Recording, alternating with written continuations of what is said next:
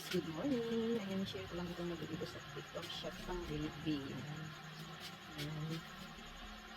Guys, bumili na ako ng damit ng baby guys. Ayan, sa halagang 450. Kompleto na siya, tatlo-tatlo kada. Ayan. Tatlong long sleeve, tatlong short sleeve, tatlong pajama, tatlong, ayan, tawag dito,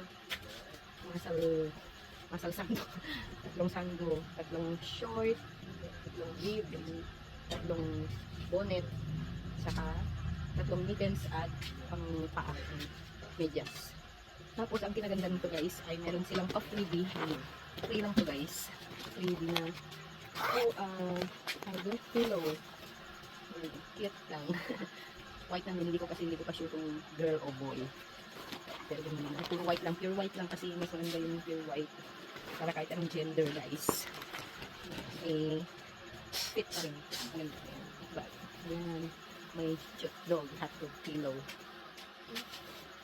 Yan guys.